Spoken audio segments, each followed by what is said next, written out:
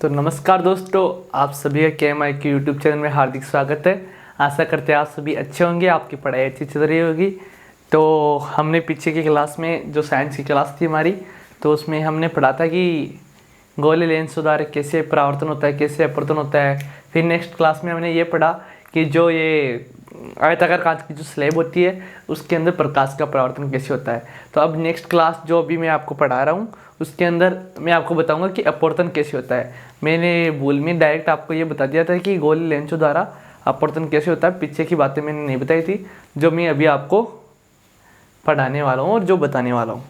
तो अपवर्तन क्या होता है, तो आप लोगों ने सभी लोगों ने ये देखा होगा कि आप एक मतलब जो एक गिलास लेते हो कांच का, उसके अंदर जल डालते हो, पानी डालते हो, वाटर डालते हो, ठीक है। और फिर इसके अंदर अगर आप नींबू डालते हो और उसको साइड से आप देखते हो, पार्श्व से देखते हो, तो वो नींबू है वो साइड से काफ़ी बड़ा दिखाई देता है, काफ़ी मोटा दिखाई देता है। तो ऐसा क्यों होता है?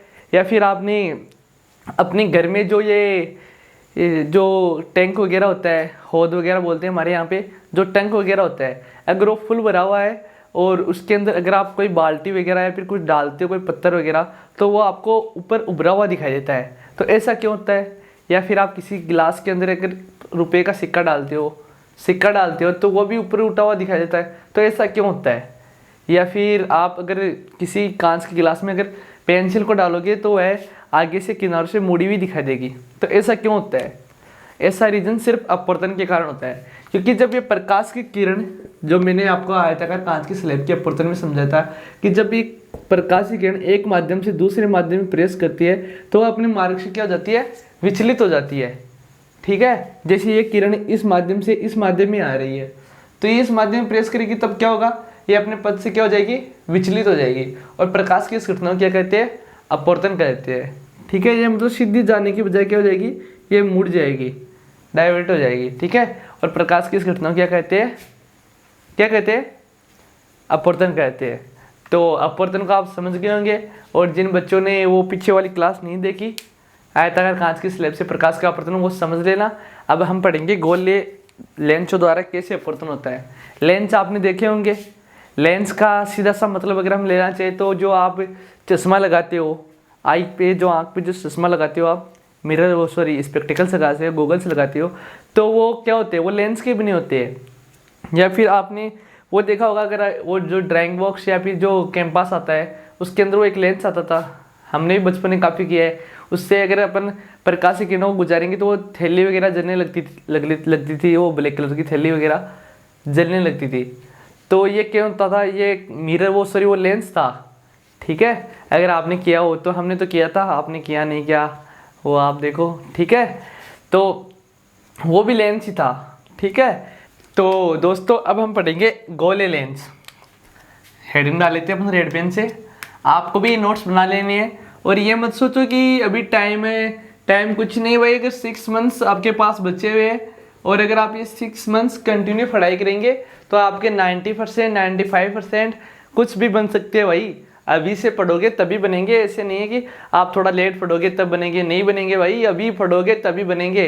जैसे जैसे समय बीतता जाएगा वैसे वैसे दिन छोटे होते जाएंगे, और जैसे जैसे दिन छोटे होते जाएंगे वैसे वैसे आपका पढ़ाई का मन भी नहीं करेगा, क्योंकि अदर एक्टिविटीज भी जरूरी है लाइफ में।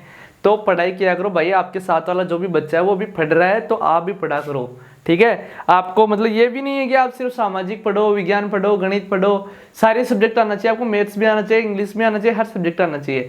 अगर कोई भी सब्जेक्ट आपको आपके स्कूल में ठीक नहीं पढ़ाते, या फिर कहीं से भी आप जहाँ से भी जिस भी प्लेटफॉर्म से आप पढ़ रहे हो वहाँ पे ठीक नहीं पढ़ाते, तो आप बेझिझक हमारे यहाँ पे कमेंट करिए। हमारे यहाँ पे एक्सपर्ट टीचर है, एक्सपर्ट क्या, मैं खुद पढ़ा दूंगा यार। मेरे खुद ने 91% 10th बनाए थे, तो आपको ही बता सकता हूँ मेरी स्ट्रेटेजी क्या थी।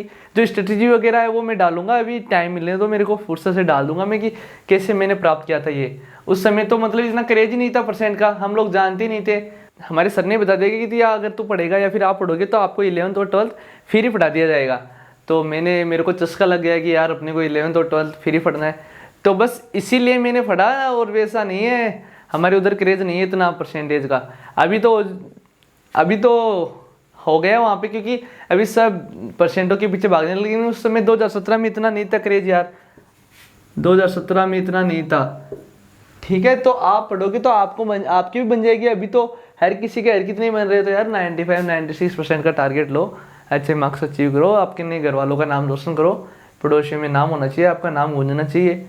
ठीक है, तो कुछ ऐसा करके दिखाओ कि लोग करना चाहिए आपकी जैसा। ओके, तो कोई भी सब्जेक्ट आपको पढ़ना हो, इंग्लिश, सामाजिक विज्ञान, हिंदी, जो भी पढ़ना चाहिए आप बेझिझक कमेंट कीजिए, हम प्रॉपर क्लास डालेंगे। मैं डाल दूंगा यार, और किसी की क्या जरूरत पड़ेगी, इतना सब सिलेबस है, और जो था वो हटा दिया एनसीईआरटी और आरबीसी बोर्ड ने। ठीक है, तो जो भी चैप्टर आपको पढ़ना है, चैप्टर पढ़ना है, उसका आप कमेंट कर सकते हो, हम पढ़ा देंगे वो। ठीक है, अब हम पढ़ेंगे, क्या पढ़ना है, गोले लेंस। गोले लेंस क्या होता है? गोले लेंस क्या होता है? गोले लेंस क्या होता है? गोले लेंस के दो पृष्ठों से घिरा हुआ भाग होता है। ठीक है, उसके दो पृष्ठों से घिरा हुआ पारदर्शी माध्यम क्या कहलाता है? गोले लेंस कहलाता है। मतलब दो पृष्ठों से घिरा हुआ पारदर्शी माध्यम क्या कहलाता है? गोले लेंस कहलाता है। जैसे ये दो पृष्ठों से घिरा हुआ है पारदर्शी माध्यम, ठीक है, इसके दोनों पृष्ठ गोले हो भी सकते और नहीं भी हो सकते। जैसे ये है, ये भी लेंस ही है, ठीक है, इनके इसके दोनों पृष्ठ गोले हो सकते हैं या फिर एक पृष्ठ गोले हो सकता है। ठीक है, तो गोले लेंस किसे कहते हैं? गोले लेंस उसे कहते हैं कि दो पृष्ठों से घिरा हुआ कोई पारदर्शी माध्यम क्या कहलाता है? गोले लेंस कहलाता है। ठीक है, फिर आता है अपना उत्तल लेंस, जिसके बारे में हमें विस्तृत में पढ़ना है। तो उत्तल लेंस अपन डालते हैं हेडिंग, दो पृष्ठों से घिरा हुआ पारदर्शी माध्यम क्या कहलाता है? गोले लेंस कहलाता है। अभी हम क्या पढ़ रहे हैं? उत्तल लेंस। ओके, अगर भूल से कोई चीज रह जाए तो आप बता देना, कमेंट बॉक्स में कमेंट कर देना। तो उत्तल लेंस क्या होता है? वह लेंस जिनके दोनों पृष्ठ क्या हो, बाहर की ओर उभरे हुए हो, वो कौन सा लेंस कहलाता है? उत्तल लेंस कहलाता है। या फिर वह लेंस जो बीच में से मोटा और किनारों से पतला हो, कौन सा लेंस कहलाएगा? उत्तल लेंस कहलाएगा। मतलब वह लेंस जो बीच में से मोटा और किनारों से पतला हो, कौन सा लेंस कहलाएगा? उत्तल लेंस कहलाएगा। और उत्तल लेंस को हम अभिसारी लेंस भी कहते हैं। क्यों कहते हैं? क्योंकि इसमें जब भी कोई प्रकाश की किरण मुख्य अक्ष से समांतर जाती है, वह अपवर्तन के पश्चात क्या से होकर गुजरती है? मुख्य फोकस से होकर गुजरती है। ठीक है, एक जगह पर क्या होती है? अभिसरित होती है, इसलिए इसे क्या कहते हैं? अभिसारी लेंस भी कहते हैं। उत्तल लेंस को क्या कहते हैं अपन? याद रख लेना, ये अभिसारी लेंस का नाम जो बहुत से न्यूमेरिकल उदाहरण वगैरह उसमें दे रखा है, अभिसारी लेंस कहते हैं। क्यों कहते हैं? क्योंकि ये प्रकाश की किरणों की क्या करता है? फैला देता है, इसलिए इसे क्या कहते हैं? अभिसारी लेंस भी कहते हैं। ओके, तो नेक्स्ट अपन पढ़ेंगे अपन उत्तल लेंस तो हो गया, अब है अवतल लेंस। इनका जो चित्र वगैरह है वो मैं बनाना आपको सिखा दूंगा। अवतल लेंस, अवतल लेंस किसे कहते हैं? वह लेंस जो बीच में से तो पतला, वह लेंस जो बीच में से तो पतला, ये देखो बीच में से क्या है? पतला है, और किनारों से क्या हो? मोटा हो, कौन सा लेंस कहलाता है? अवतल लेंस कहलाता है। कि वह लेंस जो बीच में से पतला और किनारों से क्या हो? मोटा हो, कौन सा लेंस कहलाएगा? अवतल लेंस कहलाएगा। तो आपको ये भूलना नहीं है। और इसे अपसारी लेंस भी कहते हैं, क्योंकि ये क्या करता है? प्रकाश की किरणों क्या कर देता है? फैलाने का काम करता है, तो इसे क्या कह देते हैं? अपसारी लेंस भी कह देते हैं अपन। ठीक है, किरणों क्या करते हैं? अपसरित करता है, इसलिए इसे अपसारी लेंस कहते हैं। ठीक है, फिर आती है इसकी मुख्य अक्ष। सॉरी, इससे पहले अपन पढ़ेंगे वक्रता केंद्र की परिभाषा। ये जो परिभाषा जो मैं आपको बता रहा हूँ वो आप लर्न कर लेना, ये एग्जाम में पूछी जाती है। वक्रता केंद्र क्या होता है? वक्रता केंद्र क्या होता है कि जो अवतल या फिर उत्तल लेंस है या फिर गोले लेंस है, लेकिन अपने को अवतल और उत्तल ही दे रखा सिलेबस में, तो अपने को तो ये दो ही पढ़ना है। तो ये अवतल और उत्तल लेंस है, ये दोनों किसी न किसी गोले के तो भाग है ही। जैसा कि मैंने आपको पिछली कक्षा में बताया था, दर्पण की क्लास में मैंने आपको बताया था कि ये जो अवतल और उत्तल दोनों मिरर है, ये दोनों किसी ना किसी लेंस के तो गोले के तो भाग है ही। ठीक है, तो इन दोनों गोले के जो केंद्र होता है उसे इन लेंस का क्या कहते हैं? वक्रता केंद्र कहते हैं। ठीक है, ये जो दो गोले मैंने बनाए हैं इधर और उधर, तो इनका जो केंद्र होता है वह क्या कहलाता है? गोले का वक्रता केंद्र कहलाता है। ठीक है, अब इसे हम सी द्वारा डिनोट करते हैं, सी फॉर कैट। लेकिन अब आपको ये दिक्कत हो गई कि इसमें से दो वो होते हैं, इसमें क्या होते हैं? दो वक्रता केंद्र होते हैं। दो वक्रता केंद्र क्यों होते हैं? क्योंकि इसमें दो पृष्ठ क्या है? गोलीय है, इसमें इसलिए इसमें क्या होते हैं? दो वक्रता केंद्र होते हैं। जैसे ये C1 वक्रता केंद्र है और ये क्या है? C2 वक्रता केंद्र है। तो गोले लेंस के वक्रता केंद्र किसे कहते हैं?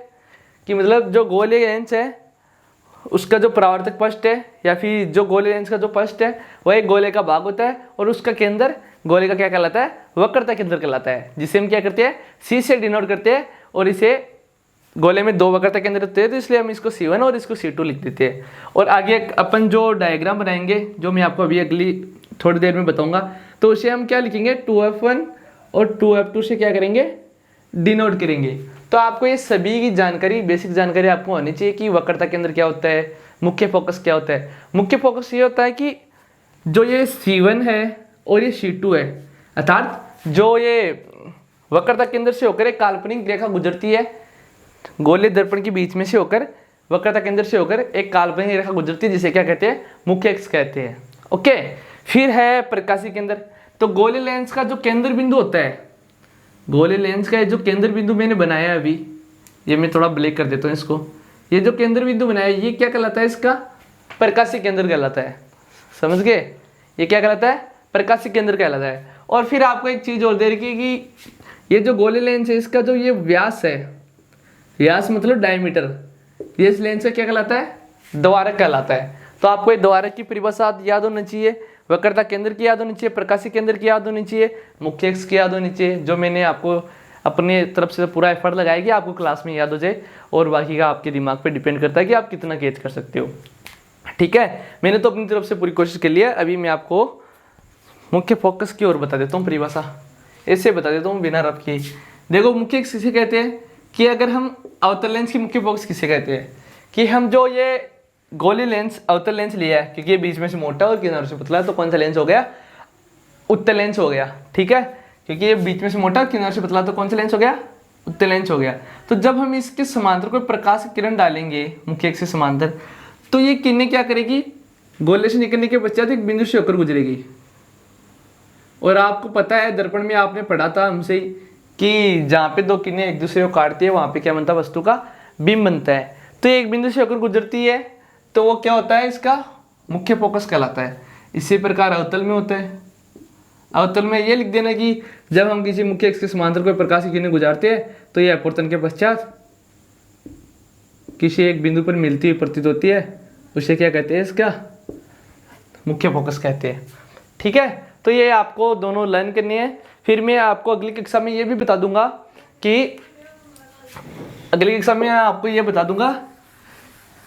कि ये जो न्यूमेरिकल वगैरह वो कैसे होंगे। अगर कोई भी किसी भी न्यूमेरिकल में, इस चैप्टर के न्यूमेरिकल में या फिर इस बुक के किसी भी न्यूमेरिकल में, 12th की न्यूमेरिकल में, किसी भी क्लास के न्यूमेरिकल में कोई भी डाउट होता है आप बेझिझक कमेंट कर सकते हो। भाई गोल अभी से डिसाइड करना आपको कितने % बनाना है। ये नहीं है कि यार 60 में कुछ है, 65 में कुछ है, कोई पूछता नहीं है भाई इनको। ठीक है, और जो फिर अपने पास साथ वाले को ज़्यादा बनाओगे ना तो आपके घर वाले जो ताने देंगे ना वो अलग से देंगे, वो ज़रूर सुनना पड़ेगा आपको। तो अभी से पढ़ो ताकि ये सब दिन आपको देखना ना पड़े। समझ गए। अब मैं आपको उत्तल लेंस द्वारा कैसे अपवर्तन होता है, कैसे बिंब बनता है वो सिखा देता हूँ। तो अपना ध्यान एकदम बोर्ड पे रखना है, एकदम बस चुटकी भर का काम है भाई, यूं चित्र बन जाएंगे ये सभी। ठीक है, बस थोड़ा सा फोकस करना है बोर्ड पे और फिर जो भी चित्र है वो वगैरह आप बना सकते हो एकदम इजीली। ठीक है, तो पहला चित्र आपकी जो सारणी है वो याद नहीं करनी है, याद करो तो याद कर लेना, लेकिन वैसे भी मैं चित्र बनाऊंगा तो बस इनको समझ लेना, इजीली हो जाएगा। तो ये जो उत्तल लेंस है ये मैंने बना दिया कि वह लेंस जो बीच में से मोटा और किनारों से क्या हो, पतला हो, कौन सा लेंस कहलाता है, उत्तल लेंस कहलाता है। ठीक है, और मैंने यहाँ पे क्या रख दी, एक अनंत पर वस्तु रख दी, जैसे मैंने गोले में रखा था, सॉरी दर्पण में रखा था। तो यहाँ से प्रकाश की किरणें होकर गुजरी, ठीक है, और ये यहाँ से अपवर्तन हुआ और एक बिंदु से होकर गुजर गई। ठीक है, और इसे मैंने नाम दे दिया क्या, F2 नाम दे दिया, क्योंकि ये तो हो गया F1, ये F2 और ये वक्रता केंद्र O, सॉरी प्रकाशीय केंद्र को O से दर्शाएंगे। और फिर ये एक और की रह गई और ये मिरर में प्रेस की और फिर एक बिंदु से होकर क्या हो गई, गुजर गई। ठीक है, तो चित्र जब कोई वस्तु अनंत पे स्थित होती है तो चित्र कहाँ पे बनता है, फोकस पे बनता है। तो आपको लिख देना कि कहाँ पे बनेगा, फोकस पे चित्र बनेगा। और कैसा होगा, बिंदु तो हो रहा है, देखो डॉट बन रहा है, 2 रेखा जहाँ पे काटती है वहाँ पे चित्र बनता है, तो एकदम डॉट सा बन रहा है, तो इसे क्या लिख देंगे, बिंदुवत होगा, और उल्टा लिखो चाहे उल्टा लिखो, बात एक ही है, उल्टा बनेगा और एकदम वास्तविक बनेगा। तो ये चीज़ें आपको याद रखनी है, ठीक है। ये बहुत काम की चीज़ें, अगर आप न्यूमेरिकल करोगे, हर बार एग्जाम में एक न्यूमेरिकल जरूर पुटअप होता है यहाँ से। और अगर आप गलती से बायोलॉजी या फिर मैथ सब्जेक्ट ले लिए, तो अगर फिजिक्स आई उसके अंदर, तो एक न्यूमेरिकल आपकी उस क्लास में भी जरूर देखने को मिलेगा आपको, ठीक है। फिर नेक्स्ट है, अब मैंने जैसे जैसे आपको बताया था, इस दर्पण में लेंस में क्या होता है, ये F1 है तो ये CO1 होगा, लेकिन इसको हम किससे दर्शाएंगे, 2F1 से दर्शाएंगे, और यहाँ पे क्या होगी, 2F2 होगी, ठीक है। अब मैंने यहाँ पे अनंत पे रख दिया। अब मुझे इसे इस जो बिंब वस्तु है M और N, इसे अब किस पे लाना है, मुख्य अक्ष पे लाना है। तो जैसे जैसे हम इसके पास आएंगे वैसे वैसे चित्र भी बड़ा बनता जाएगा। तो ये अपना वो हो गया, क्या हो गया, मिरर हो गया, ये इसकी क्या हो गई, प्रकाशीय केंद्र हो गया। अब मैंने इसको यहाँ पे ये F1 दर्शा दिया और ये 2F1 दर्शा दिया, और यहाँ पे क्या कर दी, एक वस्तु स्थित कर दी, ठीक है। अब ये किरण जा रही है, अब आपको पता है कि जो किरणें मुख्य अक्ष के समांतर होती है वह किससे होकर गुजरती है, फोकस बिंदु से होकर गुजरती है, ठीक है। और वैसे भी मैं आपको एक चीज़ और बता देता हूँ कि ये जो मिरर है, चाहे कोई सा भी हो, कौन सा मिरर है, ये उत्तल मिरर है, ठीक है। इसमें जो भी किरणें मुख्य अक्ष के समांतर होगी वह अपवर्तन के पश्चात एक बिंदु से होकर गुजरती, जिसे क्या कहते हैं, फोकस बिंदु। ऐसा ही उत्तल में अवतल में भी होता है कि ये प्रकाश किरण है और ये अपवर्तन के पश्चात एक बिंदु से होकर गुजरी, और मैंने ये इसको यहाँ पे मिला दिया, ठीक है। तो ये ऐसा होता है। और जो भी किरणें यहाँ से होकर गुजरेगी इसके अंदर से, मतलब प्रकाशीय केंद्र O से होकर गुजरेगी, वह इसी से होकर वापस गुजर जाएगी। जैसे मैंने गुजारी ना, ये निकल जाएगी इसके अंदर से, इसमें भी ऐसा ही होता है, ठीक है। ये बिंदु से बिना डाइवर्ट हुए सीधी निकल जाएगी, समझ के, सीधी निकल जाएगी बिना डाइवर्ट हुए। तो बस ये चीज़ें आपको देखनी थी, जो मैंने बताना मैं भूल गया था आपको, तो अभी बता दी, याद रख लेना इसको, ठीक है। देखो अब, तो ये जो मैंने मुख्य अक्ष से जो समांतर किरणें डाली है, रे डाली है, यह अपवर्तन के पश्चात किससे होकर गुजरी है, F2 से होकर गुजरी है, ठीक है। और एक और डाली है यहाँ से होकर, ठीक है, किससे होकर, प्रकाशीय केंद्र O से होकर डाली है। तो आपको पता है कि ये दोनों वस्तुएं जहाँ पर मिलेगी वहाँ पर क्या बनेगा, प्रतिबिंब बनेगा। और ये क्या दर्शा दी मैंने, 2F2, और ये यहाँ पे वस्तु क्या बन गया, प्रतिबिंब बन गया, ठीक है। अब देखिए ये क्या बन रहा है, वस्तु की, तो लिख देना आपको कैसा प्रतिबिंब बन रहा है। तो जब कोई वस्तु 2F1 से परे स्थित होती है तो चित्र कहाँ पे बनता है, F2 व 2F2 के मध्य बनता है, छोटा है। और मैंने बताया था कि ये क्या बन रहा है, इससे उल्टा बन रहा है ना, इसके नीचे होगा ना मुख्य अक्ष से, वो क्या हो गया, उल्टा बनेगा, और वास्तविक बन रहा है, डॉट डॉट तो जैसे है ना, और वास्तविक बनेगा। तो ये चीज़ें आपको लर्न करनी है, याद रखना है। फिर नेक्स्ट है 3 नंबर का जो डायग्राम हो, वो क्या है, जब कोई वस्तु कहाँ पर स्थित हो। अब मैंने 2F1 पे तो रख दी, 2F1 से परे तो रख दिया, अब 2F1 पे रखना है। तो ये इसकी मुख्य अक्ष होगी, ये गोले लेंस हो गया, ठीक है। ये मैंने 2F1, ये F1, ये O, ये फिर बाद में दर्शा दूंगा, आपके बाद में दर्शाना, पहले वस्तु रखना है। तो ये मैंने वस्तु रखी, ये इसकी मुख्य अक्ष समांतर की, तो एक बिंदु से होकर गुजरी, ठीक है। और ये जिस बिंदु से होकर गुजरती है, जहाँ पे रखी होती है वहाँ से होकर गुजर जाती है, ठीक है। तो ये हो गया क्या इसका, F2, और ये क्या हो गया, 2F2। तो जब कोई वस्तु 2F1 पे स्थित होती है तो उसका प्रतिबिंब कहाँ पे बनता है, कहाँ पे बनता है, देखिए आप, 2F2 पे बनता है। जब कोई वस्तु 2F1 पे स्थित होती है तो इसका प्रतिबिंब कहाँ पे बनता है, 2F1 पे रखी होगी तो 2F2 पे बनेगा, समान साइज का होगा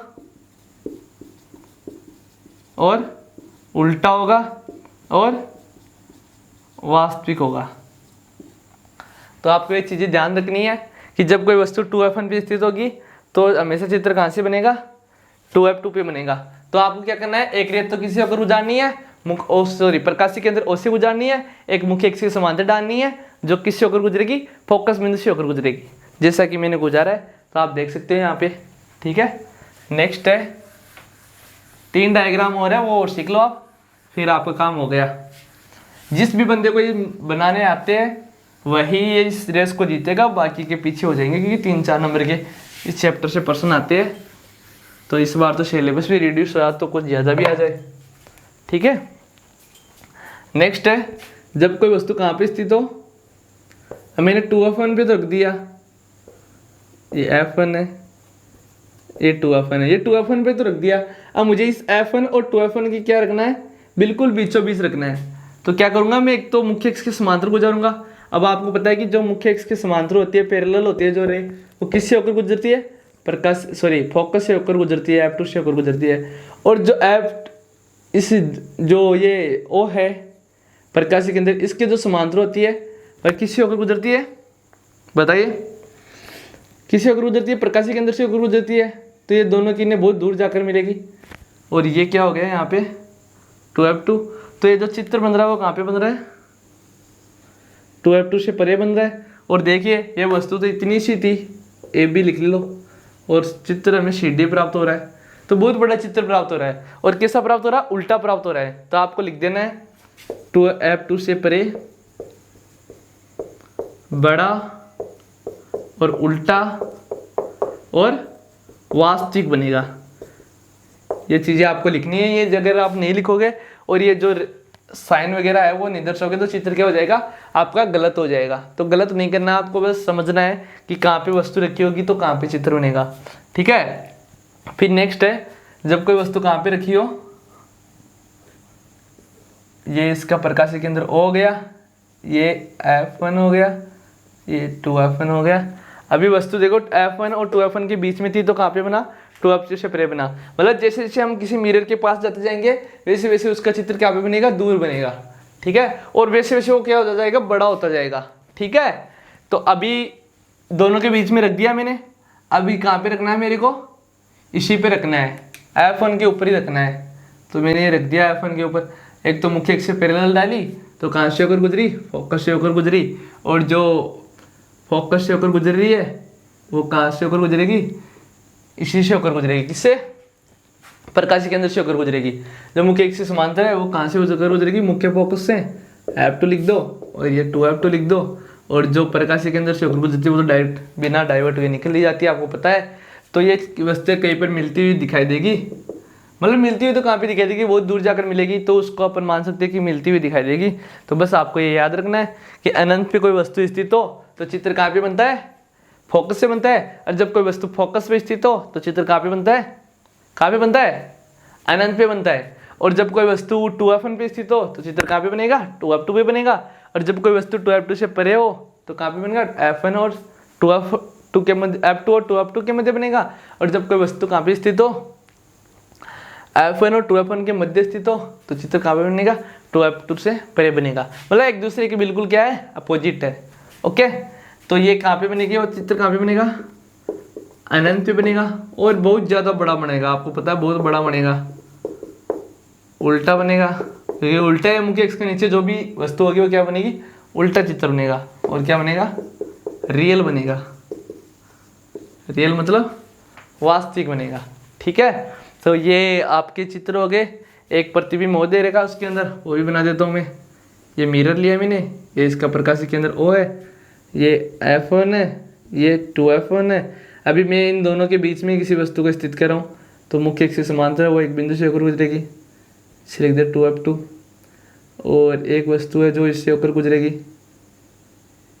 तो कभी मिलेगी नहीं, तो ये एक बिंदु पे मिलती हुई प्रतीत होती है। मतलब अगर कोई वस्तु आपकी बिल्कुल आँख के बिल्कुल नज़दीक लेकिन ले जाए, जैसे मैं मेरे पेन को ले जाके दिखा रहा हूँ आपको, तो मेरे को कुछ दिखाई नहीं देगा। तो ऐसा ही आपकी आंखों के साथ भी होता है। तो ये एक बिंदु पे मिलती हुई दिखाई देती है, वहाँ पे क्या बनेगा, वस्तु का चित्र बनेगा। और कैसा होगा, अब देखो ये इसके ऊपर बन रहा है तो कैसा है, सीधा है, वस्तु से बड़ा है। और देखो ये डॉट से जा रहे हैं तो डॉट से जाएंगे तो क्या बनेगा, अब बस ये है, बस ये इतने से है, आपको याद रखना है। अगर आप इसको याद रखोगे तो आराम से आप इजी वे में एकदम शानदार तरीके से आप इसको कर पाओगे। ठीक है, और अब दो चित्र अवतली मिरर के भी है, वो मैं आपको अभी करा देता हूँ। फिर जो नेक्स्ट क्लास होगी उसमें मैं आपको नई कार्तीय चिन्ह प्रॉपर्टी का कैसे उपयोग होता है, कुछ न्यूमेरिकल्स है और जो लेंस की क्षमता वगैरह है ज्ञात करने का सूत्र है वो ज्ञात करने की बता दूंगा, मैं आपको ट्रिक बता दूंगा। ठीक है, तो अपने दोस्तों वगैरह को कहो कि यारो KMI के नाम से चैनल है उसको सब्सक्राइब कीजिए और उसके अंदर सारे चैप्टर है वो एकदम टॉपिक वाइज पढ़ाए गए हैं, कुछ भी छोड़ा गया नहीं है, तो वहाँ से पढ़ लिए। ये अवतल है।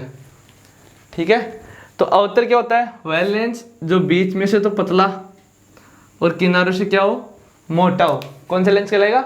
अवतल लेंस। इसमें सिर्फ दो ही चित्र है कि जब कोई वस्तु कहाँ पे स्थित हो, अनंत पे हो। तो आप मैंने बताया था कि जो वस्तु मुख्य से समांतर होती है वह फोकस से अक्रोज होती है, लेकिन इसमें थोड़ा अपसरित हो जाती है ये। इसी प्रकार एक और गई, वो भी अपसरित हो गई और ये दोनों एक बिंदु पर मिलती हुई दिखाई दी। ठीक है, तो ये क्या हो गया? F1, ये O, ये 2F1, ये F2 और ये 2F2। ठीक है, तो ये चित्र कहाँ पे बन रहा है? फोकस बिंदु पे बन रहा है। ठीक है, फोकस पे बन रहा है। कैसा होता है?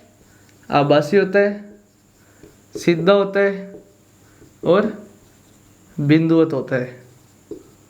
ठीक है, और एक चित्र और दे रखा है कि ये मिरर लिया मैंने, ये इस पे डाली और जब कोई वस्तु, ये प्रकाश के अंदर O है, ये F1 है, ये 2F1 है, जब कोई वस्तु यहाँ पे स्थित होती है तो चित्र यहाँ से यहाँ गुजरता है और ये मुख्य अक्ष से समांतर होती है, तो ये दोनों एक बिंदु पर मिलती है प्रतीत, तो चित्र कहाँ पे बनेगा? प्रकाश के अंदर O और F1 के मध्य बनेगा। तो कैसा होगा? सीधा होगा, वह आभासी होगा, क्योंकि डॉट से डॉट बन रहे हैं तो क्या होगा? आभासी होगा। और बताइए, छोटा होगा। ठीक है, तो बस ये चीज़ें आपको याद रखनी है। ठीक है, तो बताइए कैसी लगी आपको ये क्लास? मैंने थोड़ा जल्दी में निपटाने की कोशिश की है, तो कोई भी गलती रह गई तो उसे देखना, सुधार करना और कमेंट बॉक्स में बता देना कि सर आपने ये गलत बताया, तो हम उस पर इम्प्लीमेंट कर देंगे।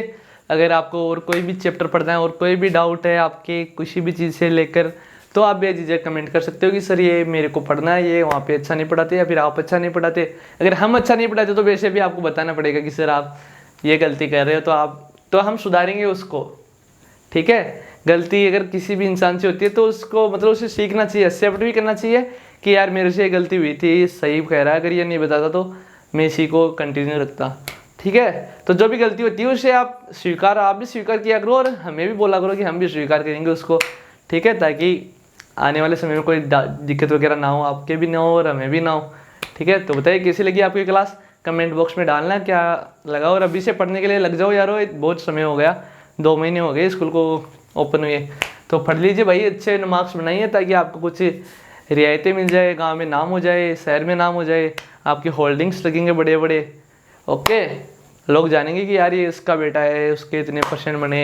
अगर आपके 60, 70, 75 बन गए तो वैसे आपका नाम तो हो ही जाएगा।